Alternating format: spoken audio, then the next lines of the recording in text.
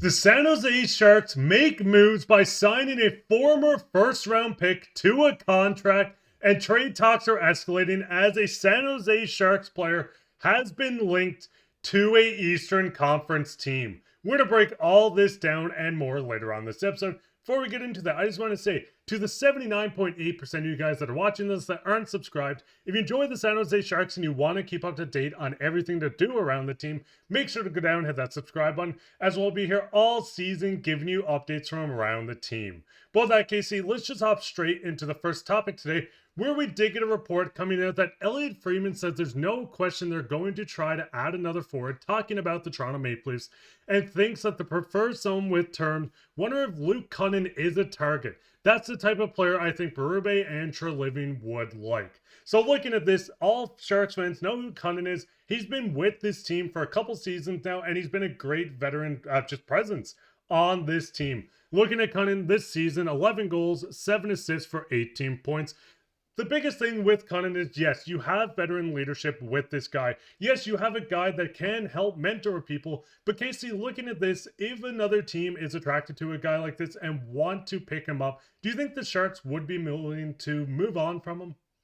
Yeah, it makes sense to get rid of Conan here because, he is getting a little bit older and the San Jose Sharks are a young team. So if they can ship him off to a team like Toronto who could use a bottom six guy who can play the wing, who can play a center as well, and is almost a 50% face-off taker, I think they take that. And, in return for the Sharks, you definitely take some draft picks back for this guy because, that's where San Jose is right now. They're still building towards their future. They have a great step there already with the young guys they have, but an older guy in Conan here, yes, is going to help out with the mentor side of things, and also can put some goals up on the board for you as well. He's a guy who has been scoring pretty good for this team this year, and he's also a physical grinder type guy who's not afraid to lay the body. And I think this is a guy that would really be best suited on the Leafs, especially where San Jose isn't really going into a playoff position right. They're not in a playoff position right now. They're probably not going to push for the playoffs this year. So getting rid of this guy, getting some picks in return is definitely the best option for them. And I mean, looking at the Toronto Maple Leafs, there is one player that I think fits the Sharks team even perfect,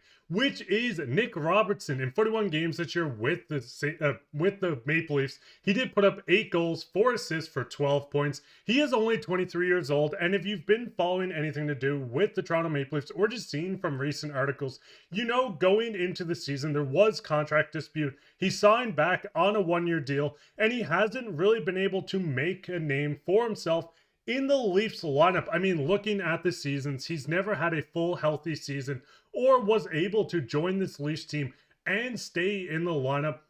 Nick Robertson is the brother of Jason Robertson, who a lot of people should know around the NHL is an elite goal scorer. And we also once had Austin Matthews say that Nick Robertson had the best shot on the team. So going out, picking up a young winger that's still only 23 years old. He's an RFA at the end of the season, making $875K.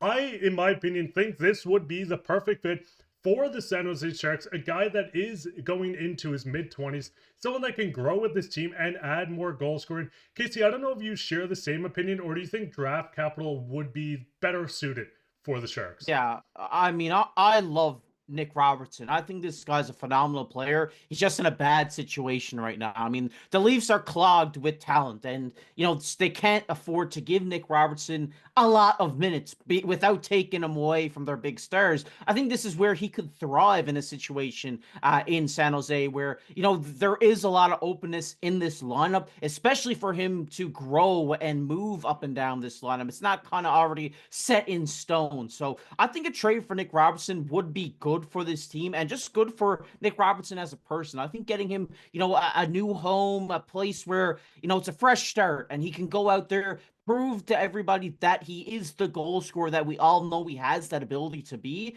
And I don't think there's a better place to do it than San Jose. It's one of those younger teams. They got a lot of young guys. This is a guy who's in his mid-20s right now. So he would grow better with this young team. And I really do like this trade. You might have to give up a little bit more than Conan, in my opinion, to bring him in just because he's such a big prospect. But it is a contract year. If the Leafs aren't thinking about re-signing him, this could definitely be an option where maybe we get a 1-for-1 here. I think that could be a really fun trade. And the biggest thing is, if you're looking at the lineup, that's where Nick Robertson could be injected right into the middle six. He could work with some talent like Celebrini, maybe Wenberg. But I think the biggest thing is getting him on Celebrini's wing for maybe a couple of games at the very worst. If you're bringing in Nick Robertson, if he gets injured too much, if he can't crack this lineup, it is only a 1-year deal at $875K. You have his rights. You can work with that in the offseason. You can make a trade, or you can re-sign him as you have full team control over this guy.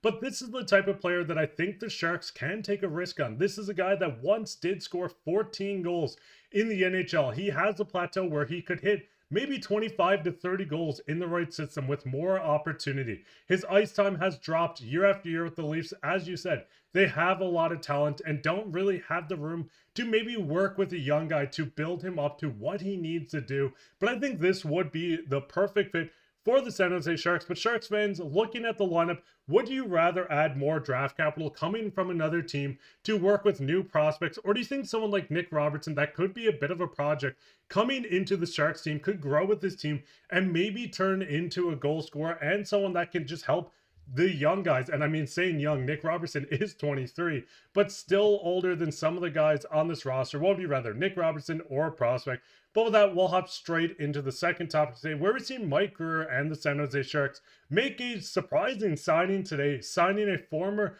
first-round pick, and that is Colin White, who they signed to a 1-year contract. Now, looking at Colin White, he's not going to be the flashiest name or the flashiest player. We can see that he did play with the Montreal Canadiens just last year, the year before that with the Pittsburgh Penguins. But the biggest thing is Colin White is a guy, and we're going to keep pounding away at the fact this Sharks team needs more veterans, especially if they're going into deadline and wanting to move on from guys like Granlund. If they move on from Kunin, they still need veterans in this lineup. So bringing in someone like Colin White could still add that value. He once did peak out at a season with 41 points, but looking at this, Casey, I know it's not the biggest signing, but what was your thoughts on bringing in Colin White? And do you think this might be the opportunity where they say, hey, we have some aging guys that we want to look at to capitalize at trade deadline, and Colin White could slide into this lineup and be a mentor for the young guys?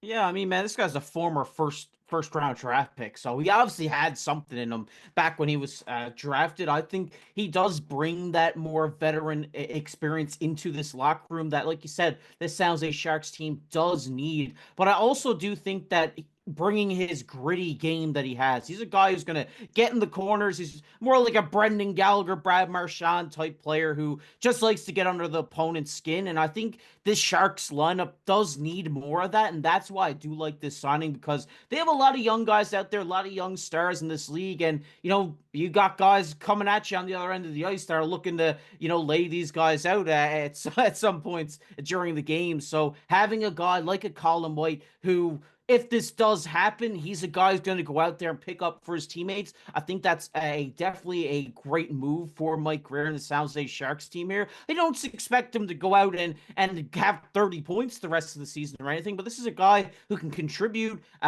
every now and then, but also contribute in the locker room by mentoring these guys and toughen them up a little bit. But what's your guys' thoughts? What's your thoughts on the Leafs being connected to Kunin? Who on this roster do you think will be moved out at trade deadline? And what's your thoughts on the Colin White signing? As I said, this is not a big signing and it's not going to be league breaking, but adding in these locker room guys could make a major shift in this team that would help the young guys grow and winning on the ice. But what's your guys' thoughts on everything? Go down and leave a comment. Way down there, leave a comment, subscribe, share this with your friends. We'll be back with another episode tomorrow, so keep your eye out for that. But I've been your host, Mark, with my co-host, Casey, and take care.